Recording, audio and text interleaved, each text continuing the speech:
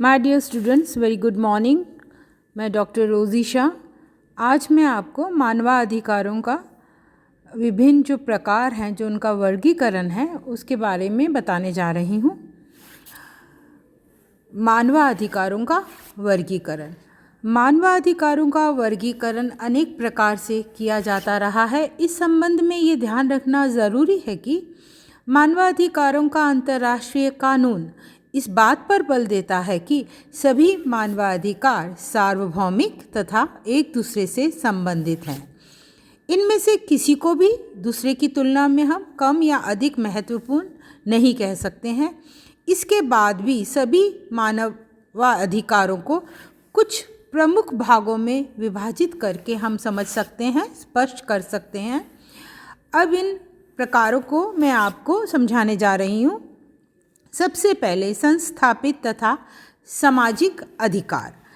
संस्थापित मानवाधिकार वह हैं जिनके लिए राज्य के कम से कम हस्तक्षेप की ज़रूरत होती है। दूसरी ओर सामाजिक अधिकारों का संबंध उन सुविधाओं से है जो राज्य के हस्तक्षेप से ही समाज के विभिन्न वर्गों को प्राप्त हो सकते हैं।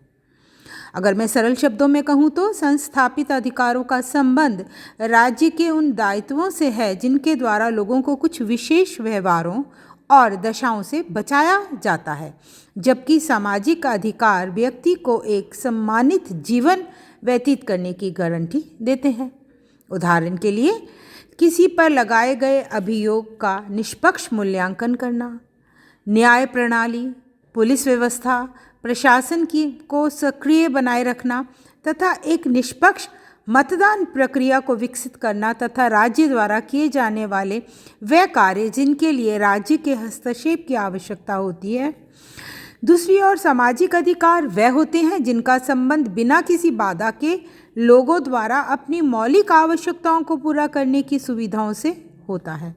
उदाहरण के तौर पर बिना किसी हस्तक्षेप के प्रत्येक व्यक्ति को अपने आवास, भोजन, व्यवसाय का प्रबंध करने का अधिकार सामाजिक अधिकार के अंतर्गत आता है। इसका तात्पर्य है कि राज्य द्वारा कोई ऐसा कार्य ना किया जाए जिससे लोगों को रोजगार, शिक्षा, स्वास्थ्य से संबंधित सुविधाएं पाने में किसी तरह की कठिनाई हो या बाधा उत्पन्न हो।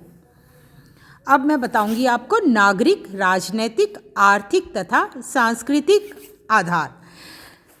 इन्हें मैं आपको एक एक करके समझाने जा रही हूँ। सबसे पहले नागरिक अधिकार।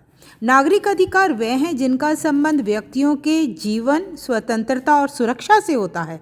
उदाहरण के लिए हिंसा, उत्पीड़न के रूप में अमानवीय व्यवहार, मनमाने रूप से की जाने वाली गिरफ्तारी, देश निकाला, पराधीनता से संबंधित दशाएं, किसी की निजता और संपत्ति के स्वामित्व से संबंधित अधिकार में हस्तक्षेप करना, किसी आंदोलन की स्वतंत्रता पर रोक,